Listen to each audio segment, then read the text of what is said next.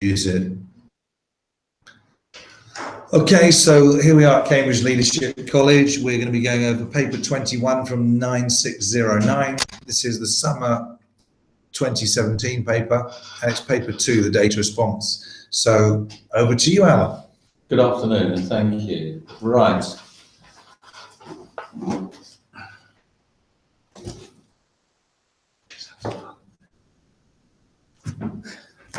Okay, so let's have a look at this case study, magical mirrors.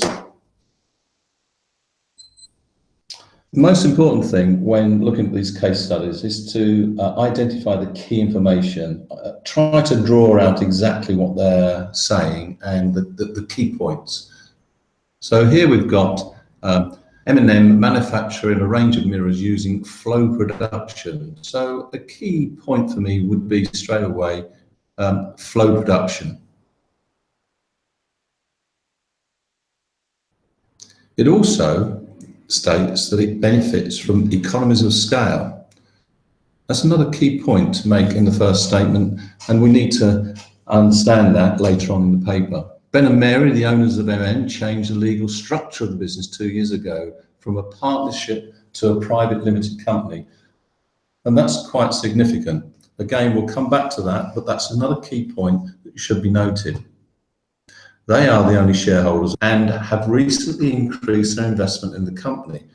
It doesn't at this point suggest exactly how much it's invested, how much the investment has increased, but nevertheless, it's increased and we should make note of that. There are long lead times with this production. I'll try to underline the key points as I go. There are long lead times from the suppliers. Again, an important aspect to note. This causes them to maintain a high level of buffer inventory. And we'll come on to understand what that means later on. But again, long lead times and a buffer inventory. The text tells us that this ensures that production can continue if there are any problems with deliveries. However, Ben is worried about the impact of high buffer inventories on M&M's finances. And we then need to look at the table. So let's just recap. We're taking the first 3 paragraphs and trying to identify exactly the makeup of this business and the key points that's been made, because it will be important as we go through the questions to remember these key points. So in table 1, the key financial data, we're talking millions of dollars here.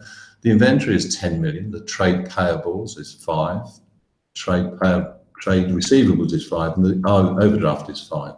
Pretty straightforward sums. Then goes on to say that they have 2 major human resource problems. One is labour turnover, and in as much that people are not applying for jobs and the flow of employment seems to be decreasing. Another key point. And currently it pays high salaries to managers and high hourly rates to employers. And a survey has been completed. At the moment, the high salaries to managers and high hourly rates needs to be noted, but we don't yet know the significance of that. The survey showed that 45% of all employees stated that they had low motivation. The percentage was higher amongst employers who work in the production process. So what would we deduce from that one point in the survey? Well, I would suggest that it's higher among employees on the production process because production processes tend to be rather boring. 25% of all employees state that their development of their skills are poor. Again, the problem with this data to me is, one, I don't know how many employees that the company is employing, so 45% of how many, And two, 25% of all employee statement developers skills are poor, doesn't tell me, it tells me that there is a particular issue with training. They're pretty obvious deductions.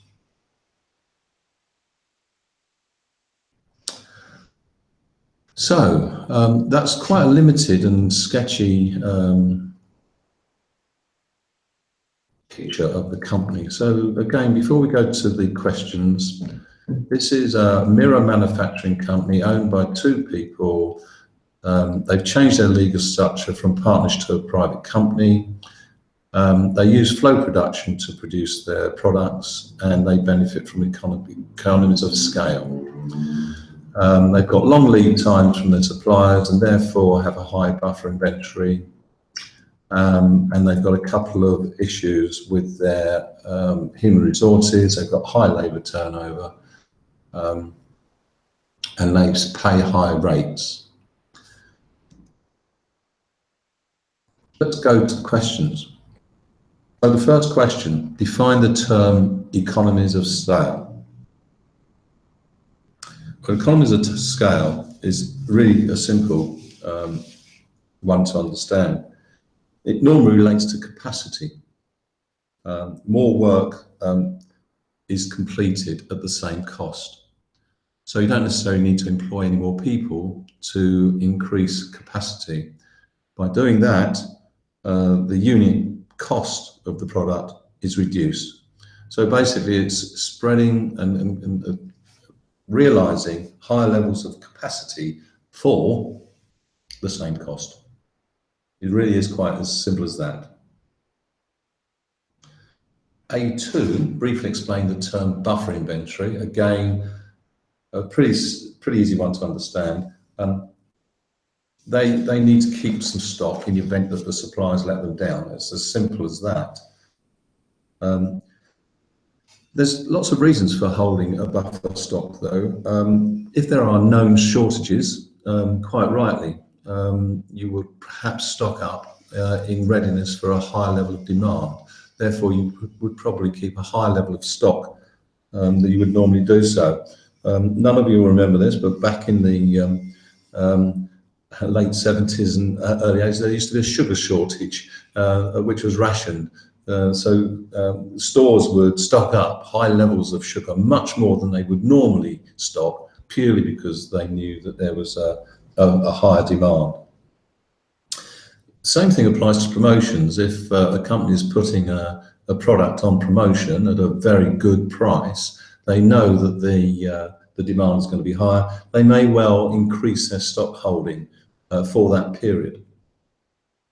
You must also be careful of the life of the inventory stock, the buffer stock, because clearly you don't want to start selling out of life product, or indeed product that is likely to be spoiled.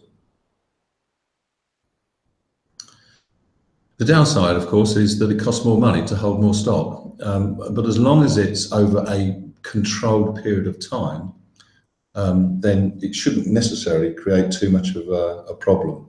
So having a known reason for high levels of stock, a buffer stock, is good business, good operational business, and quite sensible.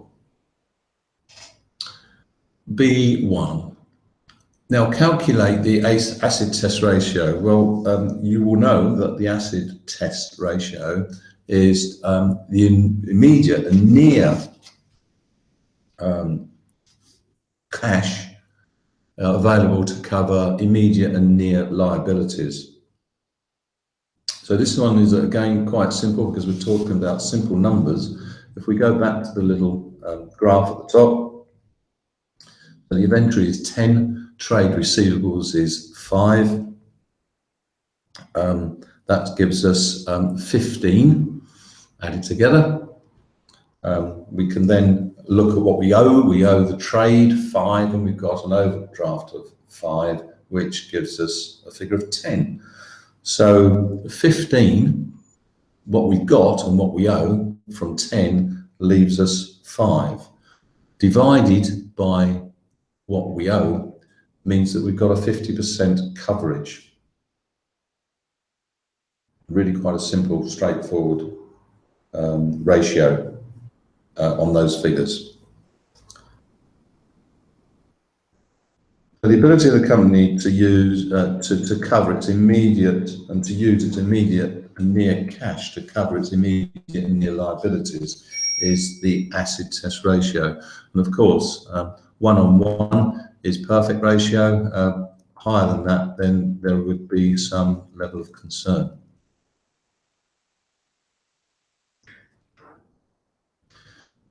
So the next question, B2, explain one way in which M&M could improve its liquidity.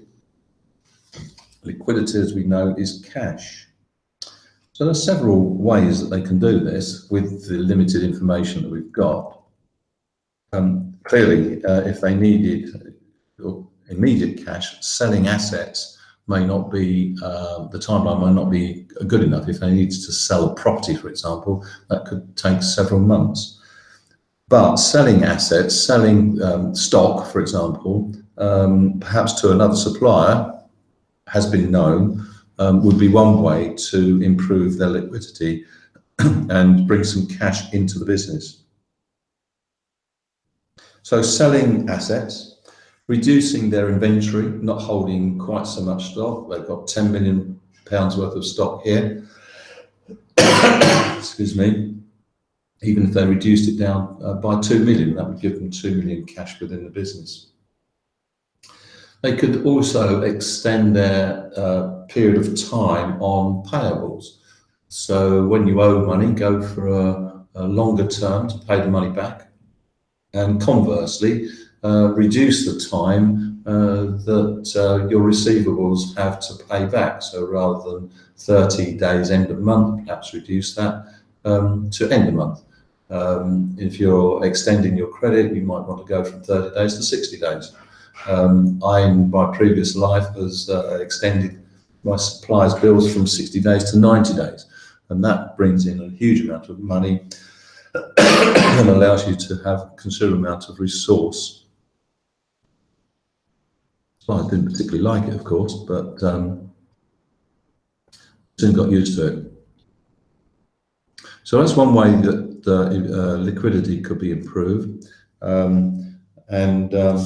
Each one of those is quite plausible.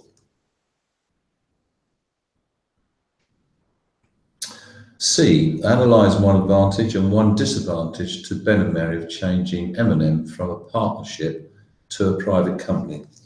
Well, this is quite an interesting question because given that we're talking about a business that has turnover in the millions, to be in a partnership is quite extraordinary. The difference here is, of course, a partnership is means that you're not necessarily protected and you are vulnerable personally for the debts of the business. Putting the business into a private company protects them from personal liability. Absolute important aspect of this is to understand the difference between the two. But clearly, a business with such a high turnover, the size of this business, and still to be personally liable for the debts, I find quite extraordinary.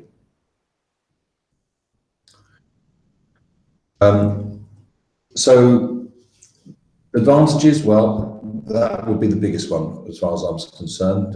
Turn it into a private company. Not only use their investment, they would be personally liable if they were to fall on hard times. The other thing about a private company, it does ensure some continuity if one of the partners should possibly die or for whatever reason disappear. That would ensure that the onus of the business is protected through its own identity rather than falling on the other partner.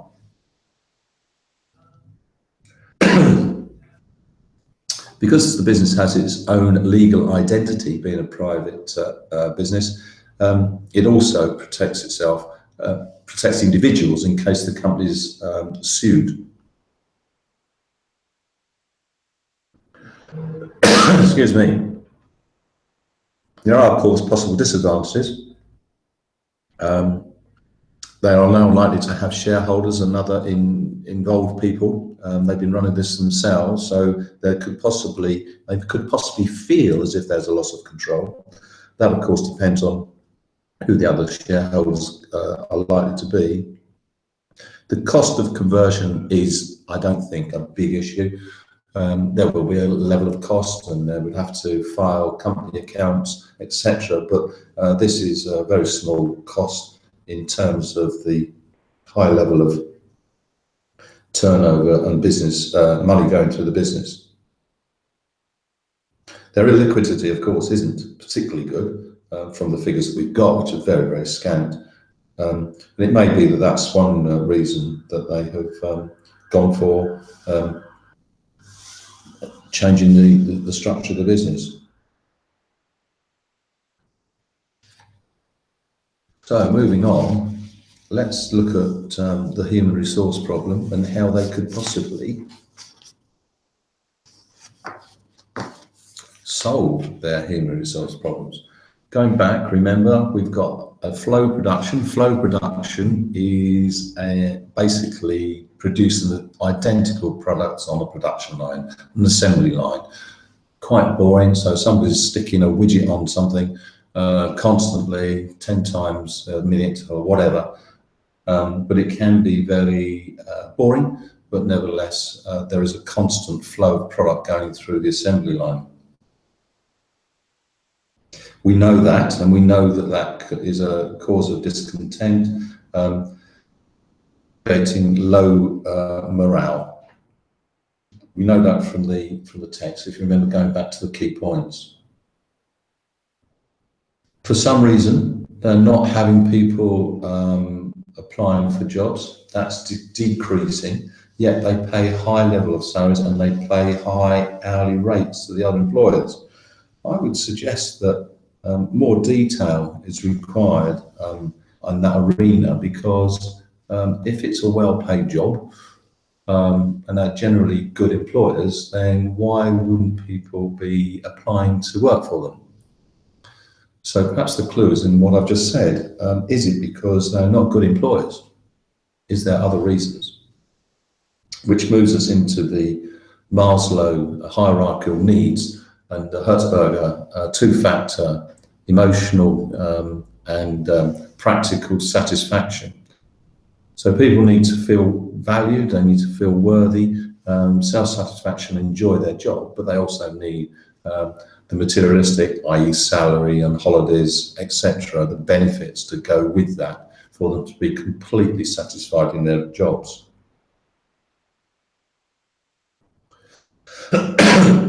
So you need to discuss how they could improve. So this is about putting some words together.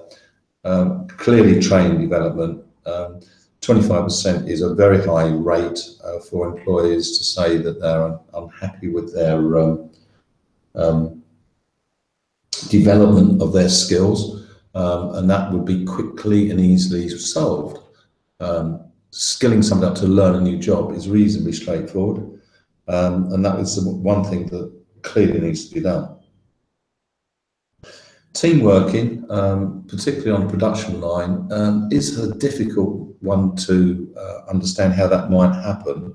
But nevertheless, if they are in teams, working and relying on other people doing the same job can lift morale. They can share their problems and therefore draw comfort from each other. The other side of the coin is giving them better fringe benefits and perks. They could perhaps look at increasing their holidays, and that may well be a reason. Whilst they're paid highly, they don't get the best of the fringe benefits that other companies. Again, we don't know. There's not enough detail in the paper, but it's an assumption that one could make.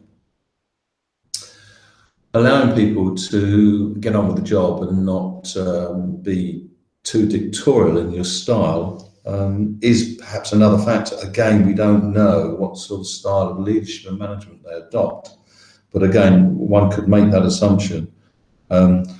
Bringing staff together and doing some focus work and actually asking staff what they think and what would improve motivation, obviously, would be the first step to improving the situation.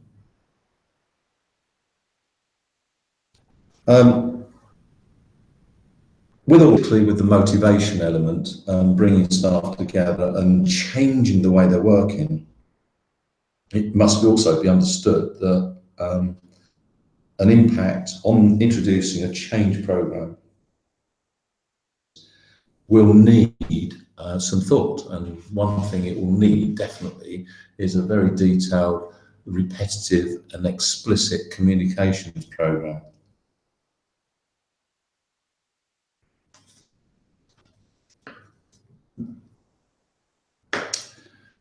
And again, in the answer pages, it gives you lots of different aspects to consider, possible solutions, and the examples of analysis. Again, some of these things are reasonably easy, and if you have got an HR issue, always best to do the easy things first, because they give you quick wins. And as soon as employees see that the company is actually doing something about an issue, they start to get confidence in that their word is being heard, that the survey was useful, and therefore that starts to restore a level of confidence and therefore a higher level of morale. So quick wins first, demonstrate you're actually listening and doing something about it. So moving on to the second part of the paper, security alarms. Again, we need to identify, as we did before, the key points out of the text. So SIE was set up 20 years ago as a partnership. I find this is really interesting description of a business, but perhaps it is quite typical. They've got one shop, remember that, one shop that sold car alarms. That's all they sold, apparently, car alarms. But it had an objective to become the market leader within the car alarm retail market. They must be mad. How are they going to do that with one shop? That is an objective that is so far in the future that you couldn't believe that it had any meaning. Nevertheless, that's the text we have to deal with. The second paragraph, and that's the key point to remember. The objective is to become market leaders, so they're really sort of aiming high. SA is now a large public limited company. So they've moved from a partnership to a public limited company, and it's a large one. It doesn't say how large it is. We don't know whether that means employees, whether it means turnover, just says it's a large one. And it produces and retails a large range of security alarms, which are sold in consumer markets. Important here to remember, this is all about retail. This is all about selling to the end user. It's not a B2B, it's not business to business at this moment in time. So that's its core business. Most of the revenue is from sales of alarms to protect homes. Well, that's a new piece of information, very key. Most of the revenue is from sales of alarms to protect homes. So straight away, we've got some confusion here in my mind. We want to be a market leader in car alarm market, but most of our sales, now we're a big company and a public limited company, most of our sales are from alarms to protect homes. Very interesting. So the business has changed and changed quite dramatically. Current objective is to maximize shareholder value. Now, of course, when you're in a large business, certainly if you're a publicly quoted business, maximizing shareholder value is one of the most important jobs of the chief executive. However, they are developing a new service, and they want to sell it to the industrial market. Whoa, another big change here, the industrial market. So we've gone from selling to the end user in the consumer market to the industrial market, which is clearly business to business rather than business B2C, business to customer. This new service will have the following features. It's going to have a telephone line to work with the alarm. And if the alarm is activated, then the employees of SA call centre will contact the police. And the customers will pay an annual fee for the service.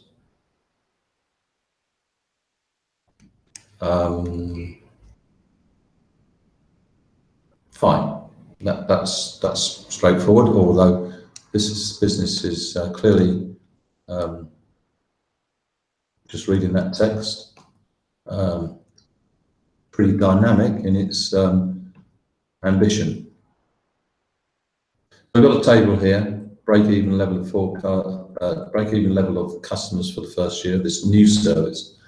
Forecast, remember forecast, we don't know, we're forecasting, we're going to have a revenue for the first year of 2.5 million, and we know that the annual fee to be paid by the customer is $500. Scant information. Calvin, the marketing director, is carrying out detailed market research. We must remember that, a key point. And after the results of research and financial data, a decision will be made by the board about whether to launch the new service. So, a recap. We've got a car alarm business with one store that had the ambition and aspiration to be the leading market leader with car alarms in the retail market, that's consumer market. It's now a large company, and it produces a large range, has a huge range of security alarms which are sold in consumer markets. It doesn't say it's car alarms, it just says security alarms. But, big but here, most of the revenue is from sales of alarms to protect homes. And its current objective is to maximise shareholder value. And it's got a new product that it wants to go business to business into the industrial market. And this new business has this new service has the features of a telephone link. And once the alarm is activated, an SA employee in the call centre will contact the police. And the customer is going to pay £500 a year as an annual fee for this service.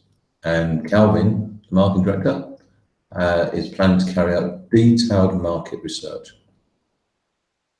So we've got a flavour of this business, which is interesting. So let's go straight to the questions. First one, define the term revenue. You will all know this by now. Revenue is the money that flows into the business from the sale of products or services to the consumer. So two important aspects to this is the selling price and the quantity. It really is as simple as that. It's how much money is coming into the business. I don't think it really needs much more explanation. Consumer markets, I've already touched on this, but again, it's asking you to explain the term consumer markets. Well, it's just quite simply, it's to the end user. The person's actually going to use the products for their own use, not for resale. This is not about business to business. So obviously a retail food shop, for example, Mr. Tesco is selling directly to the person that's actually going to use the products.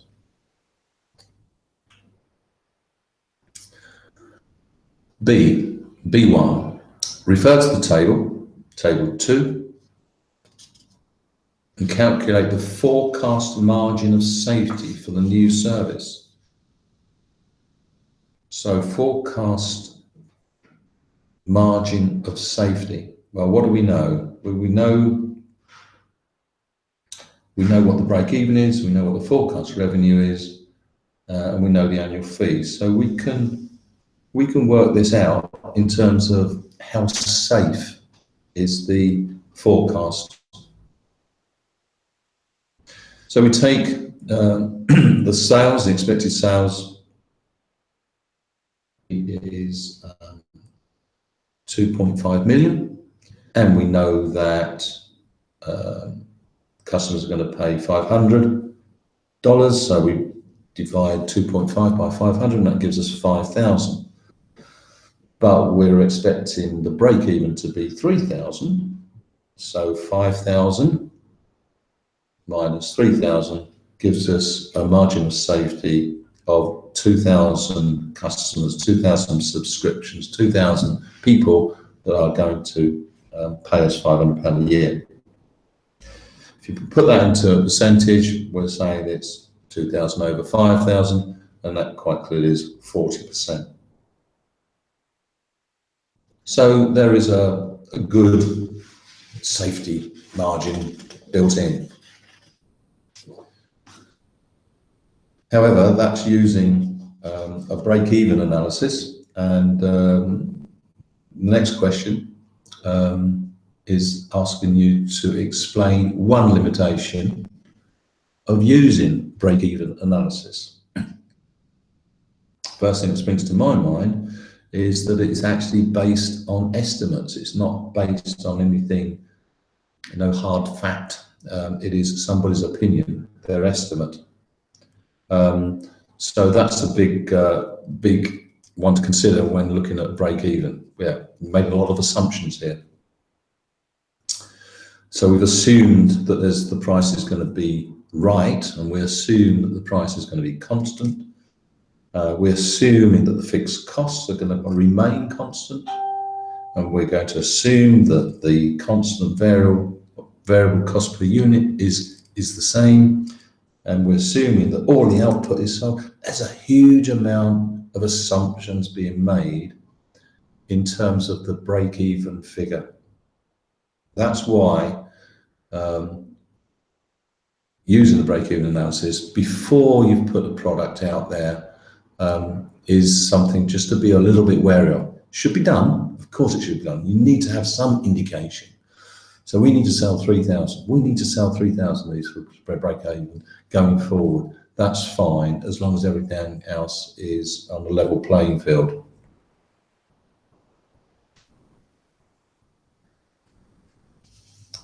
It's probably prudent and a good thing to do is after a month of sales, certainly review whether the break-even point is still valid. Has anything changed? Is the rate of sale for the first year on target? Because the first year's target of 3,000, you would break that down into monthly and certainly quarterly figures. And if a 1 month is not robust enough, then extend it to a quarter. So after the first quarter, you should have a good understanding whether all the assumptions that you made in the break-even are actually correct. So my advice to this business would be, that's fine, I accept your break-even assumptions, but let's do another break-even based on actual fact, albeit again a small amount of data, but nevertheless it will still give an indication. And it goes back to my concern when first reading this case study. This business is dynamic in the way it's changing and moving around. And C says and asks you to analyse 2 possible reasons why SA's objectives have changed over time. Well, the very first one, why would it have changed, is in the very first sentence of the text. My incredulity, I was incredulous, I think that's the way I put it, had an objective of becoming the market leader with a car alarm in the retail market with one shop. That's an amazing thing to state. So perhaps that was a little bit unrealistic. That's probably why they thought, oh, perhaps we're not going to do that. We need to change our tack.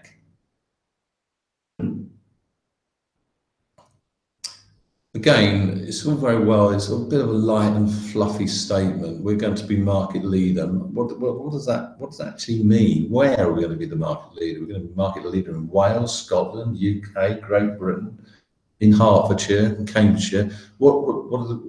Be more definitive about your objectives. When you state high level, loose objectives, it tends to be forgotten about, diluted, and not remembered. It's not taken seriously.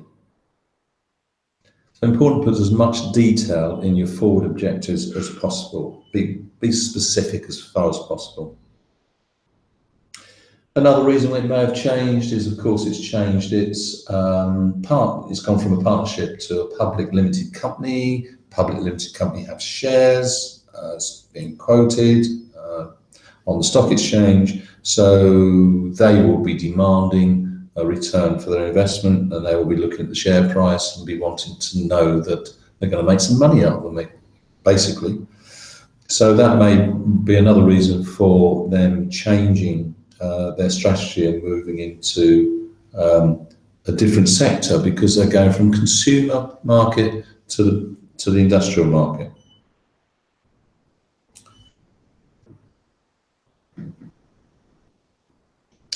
Again, we've already clearly stated it, but it's now selling home alarms. That's where the revenue is coming from rather than car alarms. Is that because car alarms no longer required? Is it because it's not primary market anymore? All sorts of different reasons. And clearly they're now being very focused because they want to introduce a new service in home alarms. So the business has changed dramatically. And go back to the question, analyse two possible reasons. Why has it changed? Why are their objectives changed over a period of time, given that this is a 20-year period of time? Over 20 years, lots of things happen to businesses, lots of things impact on them, not least political, but certainly larger businesses, political, environmental, all sorts of geographical reasons impact on a business and shifts the strategy in a different direction.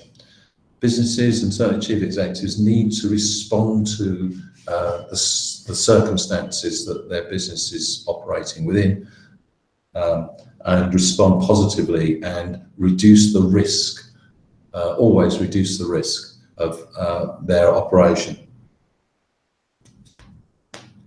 So, the last question is to discuss the suitable market research that SA could use before deciding whether to launch a new service. We'll go back to the text. Calvin, the marketing director, is planning to carry out detailed market research. And that's really quite important that he does that, because detailed market research is understanding as much as you possibly can about who's likely to buy this new service, and how is it going to be promoted and delivered to the customer, or is it just going to be a blanket promotion? Let's hit everybody as hard as we can with our product. Using focus groups, using surveys and questionnaires, even going down to the level of interviewing businesses to understand exactly what the customer wants. Again, it looks as if this is about taking a product to market rather than looking at the market and identifying what they need. Now, that may well have been the initial reason that they've developed this new service. They've looked at the market and said, this is what this business needs. Or they may have looked at the market and thought, we could possibly sell this into that marketplace? Again, not enough detail, but is it product-led or market-led? Is the product the most important thing, and therefore you're pushing that to the customer, or is it the market? Are you responding to the market, which means you're pulling their demand into creating the product?